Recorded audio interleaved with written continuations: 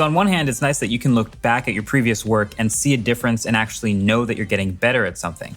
But on the other hand, it is kind of embarrassing when all that old stuff is still up and it's just not good. But I've been making videos more or less for about 13 years or almost 14 years now, which is crazy to say out loud. But the thing that I think I'm most proud of as far as the video making process is that pretty much all of it is self-taught. There is no how-to guide for creating a tech channel and making videos and making a business out of it until now. We basically have created the blueprint. I got to basically crystallize this blueprint in the form of a masterclass. I actually got to make a masterclass, which is pretty amazing. It's in pretty special company. I mean, I've watched Neil deGrasse Tyson's masterclass, and then I got to talk to him in person. We just watched Steph Curry win an NBA championship with the Warriors, and he did a masterclass. And so to celebrate, I'm gonna go back and look at my older videos, or at least I'll go back in time slowly and try to survive the cringe. I'll review them a bit, maybe shed some light on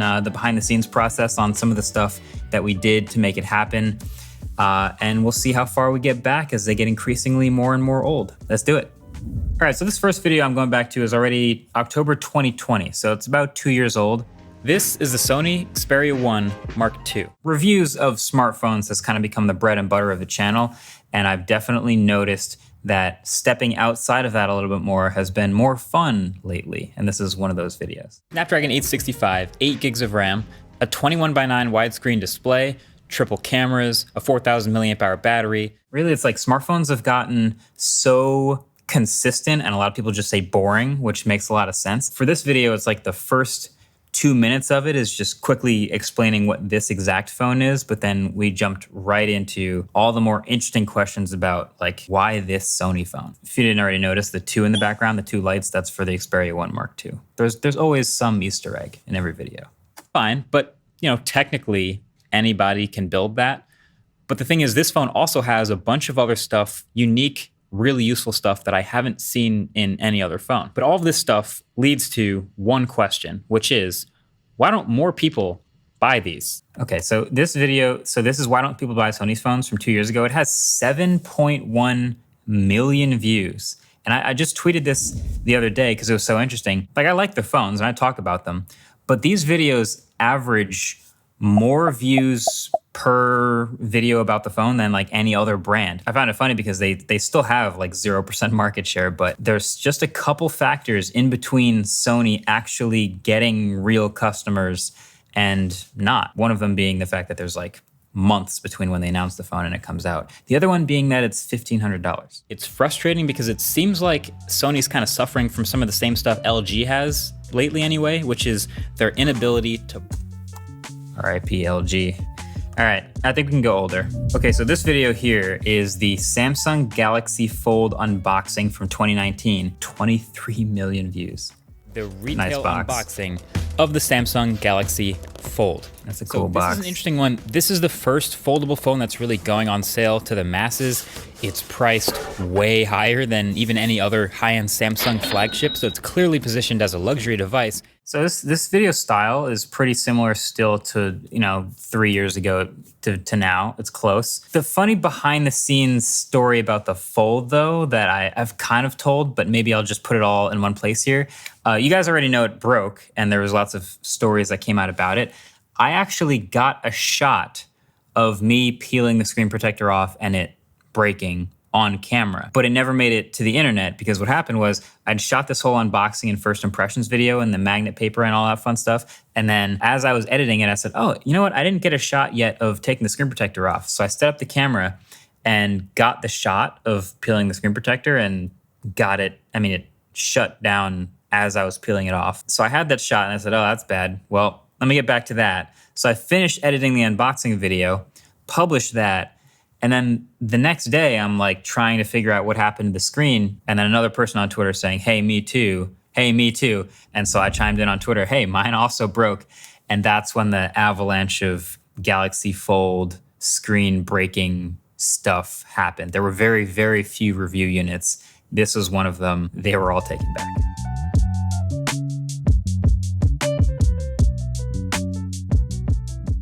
So there's a magnet in each side of the Galaxy Fold, about 2/3 of the way down as demonstrated by this magnet paper. The magnet paper is it's just so fun. It's evergreen. Everyone likes seeing where the magnets are in things, and this paper, every time I use it in a Instagram post, in a TikTok even, it's just fun. We just like the magnet paper. So they're so strong that they have a bit of a field effectively outside of the phone itself, strong enough to pick up metal objects and things like yeah, I remember that. A bunch of washers,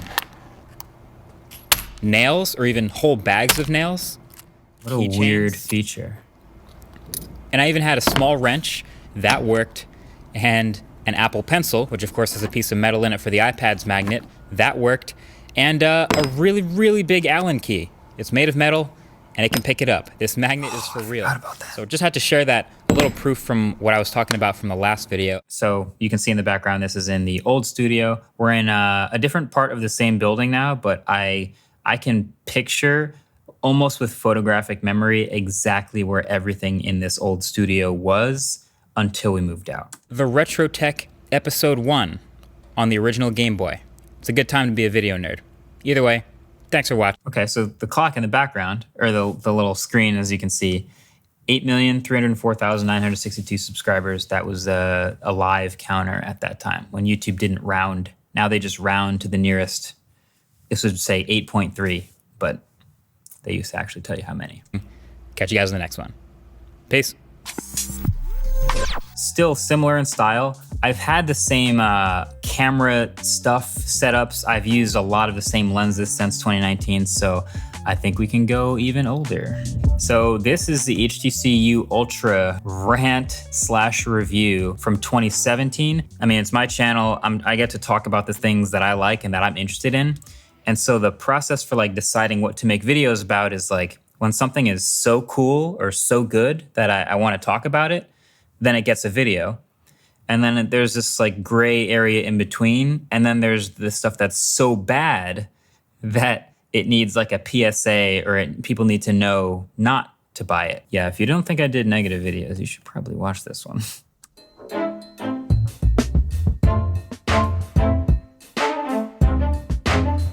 I remember this notch, this weird side notch. What is up, guys? MKBHD here, and this is the brand new HTC. I don't know why I look different.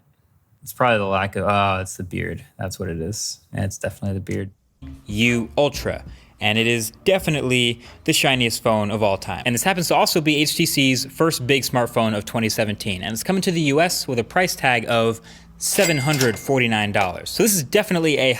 That used to be a lot of money for a smartphone. The Galaxy Note 7, nice and even little the clean Pixel top-down XL, shot, which stands for extra large, and is bigger than all of those, and even others with even smaller displays. It's bigger than all of them, and it's still 8mm thick, so it's also definitely not trying to be a super thin phone in any way either. So it's okay, so these shots here, this is what we used to do a little bit more often before we had enough of a studio space to really make a large variety of shots. We'd use this thing called Breather, which is, it's originally supposed to let people just rent a space in the city and just like take a breather or study or read or hang out. And they all looked kind of cool and cooler than our studio. So I would use this as a like mobile video studio that pop up in New York City. And the portless future isn't quite here yet. And HTC U definitely could have also, but you didn't for some reason. Seems like a poor use of space. And then the battery. The HTC U Ultra has a 3,000 milliamp hour battery, which doesn't seem that bad, but for context, yeah, something's a little bit off here.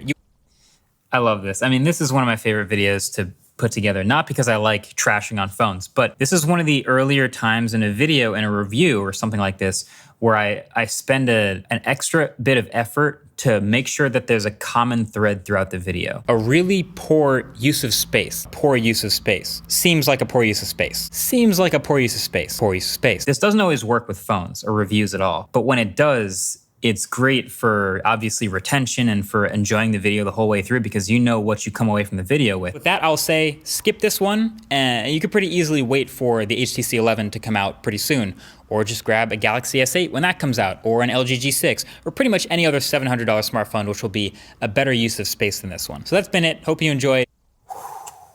Yeah, there's been quite a few videos with said tone in the past. No big deal. There's a lot of fun of trying to figure out, trying to toe the line between what to talk about and not to talk about. All right, let's get older.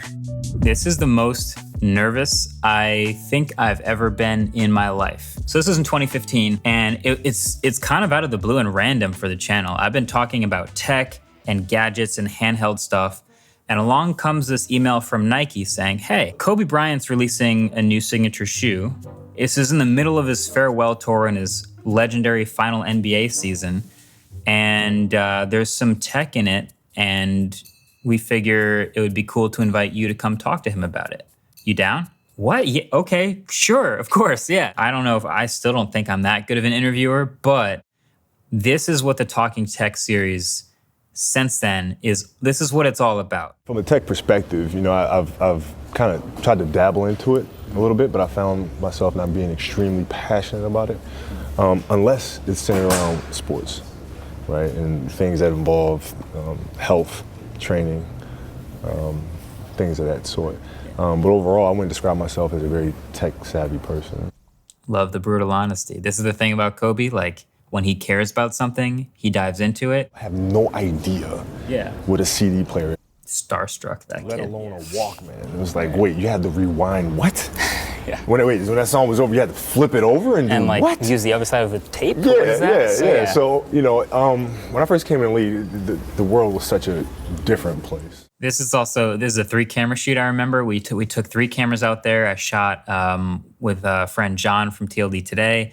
Awesome with making videos. And this is also the last video that I ever edited in Adobe Premiere. Shoe B-roll. The shoe must... It's harder than phone B-roll when you're used to phone B-roll. But it's the same shot in my hand.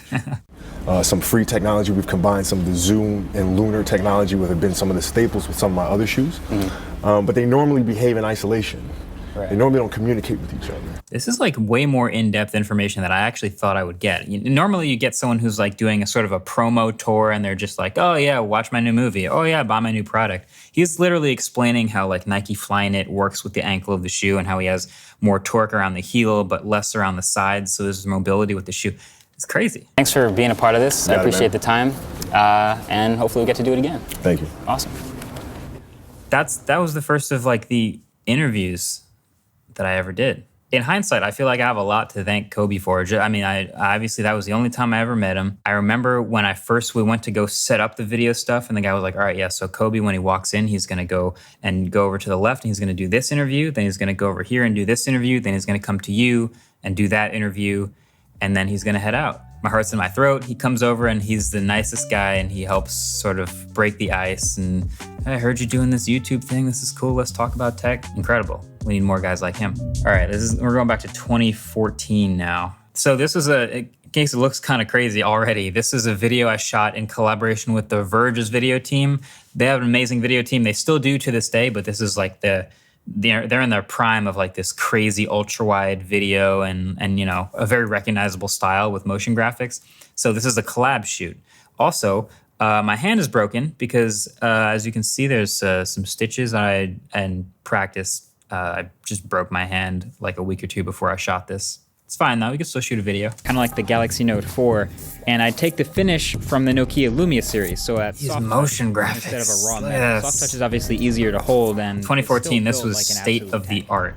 It's funny that 5.5 inches was a massive display back then, and now I think the mini iPhone is just a little smaller than that. So inside, we gotta have top-notch specs. So here in late 2014, that means what is that? Quad-core Snapdragon 805, 3 gigs of RAM, the Adreno 420 GPU, basically the whole deal. So for the battery, the whole deal. I'm reviewing a phone right now with 18 gigs of RAM, just for context. And hours are better. Did you see that? Fully translate. In a dream phone, I'd be okay with anything 3,500 milliamp hours or better. This, it says this transition we were using, if you pause it at the right place, it says Film Impact Demo. On the right here is an LG ad. And then on the right here is a Samsung phone ad. And the next shot, there's a Google Android ad. These things are everywhere. I think that's why we shot this year, because I said, oh, for the operating system, Android. But also, I'm shooting this right around Times Square, and if you look over the left side of the frame, that tall billboard, very recently we just got a Team C's billboard put on that exact super tall billboard where the ball drops in Times Square. I also have a shot of my own face on a Times Square billboard recently. It's crazy how that works out. It's just pigeons flying behind me. And then the Verge MKBHD collab. See, that was kind of neat. All right, so now we're going really, really far into the archives here. This is where the cringe really hits. So this is 2009.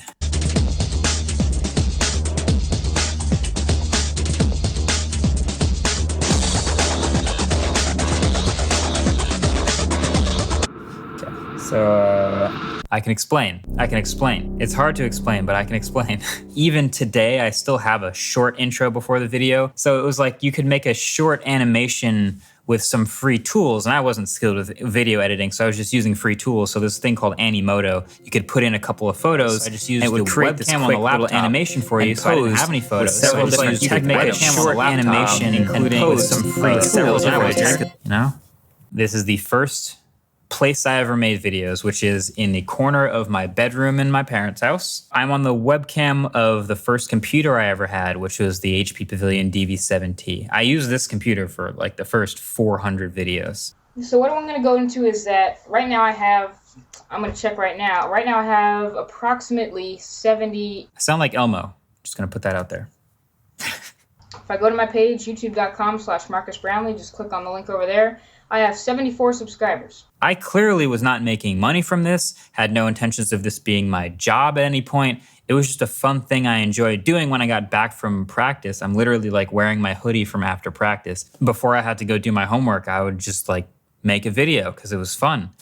What else can I tell you? I mean, video 100, uploading more. I've run out of things to say. Stay tuned for more battery tips. I'm still uploading more battery tips for you guys. I've run out of things to say. Desktop, well. It was actually back in the day when I used to get an email for every single person who ever subscribed to the channel. And when they did, I would click on their profile and I would leave a message thanking them for subscribing. Yeah, all right, that's basically it. So thanks for watching. Subscribe and stay tuned for more. And I hope you like this video. Peace. Peace. Never didn't have that. Let's go all the way back. This is the best place to end it. Here we go. Bought a new laptop. And I literally, this is the first video I ever made, January 2009. I turn on the laptop webcam and I just start talking, and then I realize that my glasses are reflecting the laptop screen, and I just take them off. I just panic and take them off. I don't know who told me to put my collar like that. Okay, so yeah. Quite a nice remote. So quite a nice video center remote. This is like those old makeup tutorials where you got to hold it up to the camera like this because there's autofocus. I don't know if I can make it through the whole video without cringing. Let's try. I'm like struggling with like the fact that it reverses. So when I move left, it moves right. So I move back to try to keep it in the frame. Fast forward, your play. Media controls, yes, it's a media player remote. Oh no, it's pretty handy. It fits in your pocket quite easily. It's, as you can see, I have a big hand, but it's pretty small. Wow, I said that in the first video. Leave comments and subscribe. Thanks. That was fun. I hope we'll probably do this again, some future version where I look back at 2020 videos and cringe. But hey, until then, this has been it. If you want to check out the masterclass link below, that'll also be there. But yeah, thanks for hanging around and sticking to this and subscribing and being here for the videos, guys. Catch you in the next one. Peace.